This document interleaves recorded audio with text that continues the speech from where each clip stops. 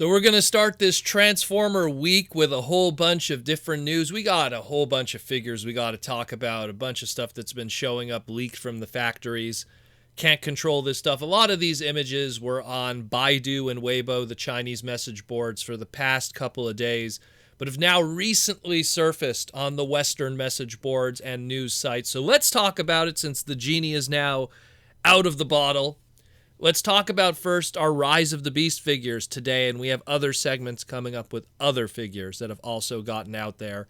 But we got two Rise of the Beast figures today. We don't know their origin, if they are studio series or are they a part of the main line of Rise of the Beast stuff. It looks more studio series. But let's talk about today our first look at Deluxe class Wheeljack and Nightbird. This is the first time we're seeing any kind of indication of their robot modes, because even with the trailer, we kind of just saw the back of Wheeljack in his alt mode, and Nightbird flies by in a hot second, and we can't see anything there that could really indicate how she looks. So this is going to be a big one for us today. Let's go through these. We're going to start with Wheeljack. So we've seen the alt mode. We've seen tons of images online. We've seen all the different filming of that alt mode, but we never saw the robot mode proper, and now we have it here today.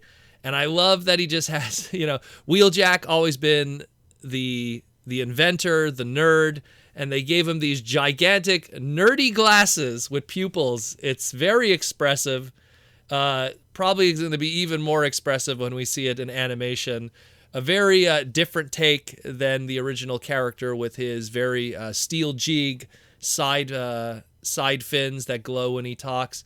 So it's probably not what fans were expecting as an interpretation of that character, considering how a lot of the other designs have been more loyal to the original source material, at least in aesthetic or shape. Maybe not so much color, but everything else.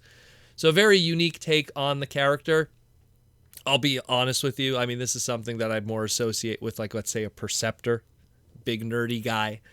But yeah, pretty interesting take. Again, judging by the way that the paint apps are on this one, especially with the face sculpt, the brim of the glasses, all the paint hits, like the Autobot logo on his forehead and everything, I'm going to take a shot in the dark and say this is a studio series release. The mainline stuff in relation to how we got it with, let's say, the Bumblebee movie a couple years ago was a lot more liberal when it came to paint apps and how much molded in plastic was actually painted on and stuff to create some breakup.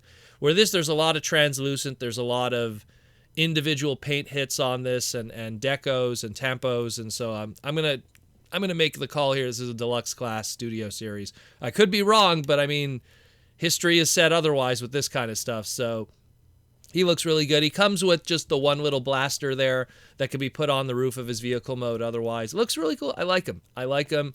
The way he scales, he's pretty much the standard Deluxe class, there's some comparison photos here with the recent studio series, Hot Rod and everything. So standard, let's say 6 to 6.5 inch Deluxe class figure. Looks really good. I like him. Probably going to see a lot of interesting repaints from him in the future, just being a van. Might get an Ironhide repaint, might get, what I'd like to see? I'd like to see Toe Line from the Energon series. It kind of has that Toe Line kind of feel to him. That blue van from Energon. But yeah, it looks cool. I dig them. I like how much paint and sculpt and expressiveness was put into the face. It looks really good.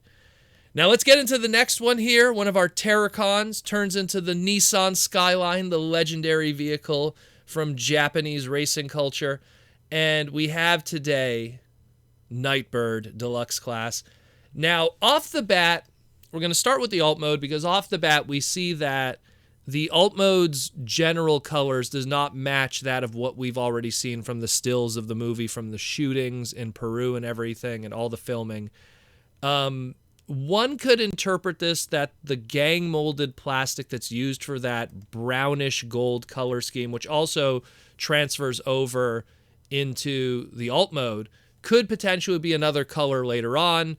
Chances are probably this late in the game, I doubt that, but it could be. It could be a case of that where everything that we're seeing that's that gold kind of could be actually like a black or a purple or something later on, which would probably look a lot better. It kind of would make it match more with a Nightbird overall scheme. And to go with that kind of color scheme is kind of weird. But again, it is kind of weird, contradictory to what we've seen already thus far. Maybe it's going to be painted. Maybe it's something that'll be painted, although that's a lot of paint to put on all of those areas. But we will see what happens with that. But let's talk about it. So alt mode looks good. Again, got those purple mags. All the other deco hits that we're seeing on the actual filming in live action are pretty much there. So it's pretty much maintained except for what has been molded on the sprue in the factory using that goldish brown kind of color scheme. And when you look at the robot mode, traditional transformation, front of the vehicle becomes the chest, all that kind of stuff. Looks really good. I love how it maintains that Nightbird kind of aesthetic where she has the mouthpiece. She has kind of the hooded kind of shape going on there. Really nice. You see the Terracon logo if you squint your eyes very carefully on the front of the hood right before the grill on the front end there in purple. So there's a nice deco hit there. I really like it a lot. Comes with a sword. Sword looks really cool.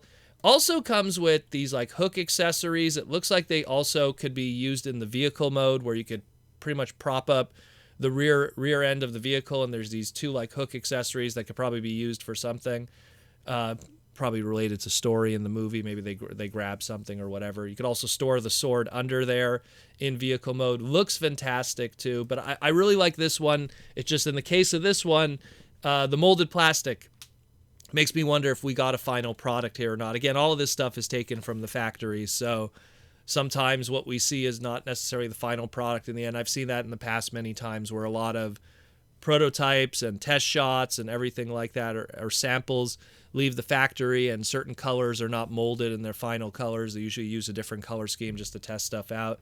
So it could be that case, but it looks really, really good, and I dig what I see here.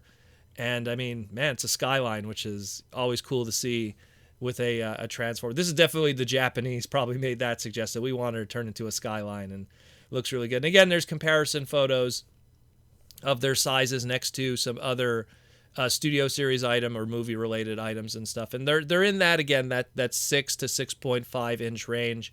So these are definitely your standard deluxes, look pretty good. It's just a matter of, are these Studio Series or are these mainline?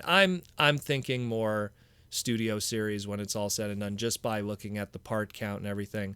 It's just a matter of when are we going to see these? The Bumblebee and the Battle Trap listings had April 1st, so that's probably when we're going to be seeing a lot of that stuff, but those do tend to break street dates, and the fact that people from the factory are getting their hands on them means that they're already leaving the assembly line. We'll probably be getting to the packaging distribution in Quebec, and then afterwards we'll reach all the different distributors, which then go to retail, and we are off to the races.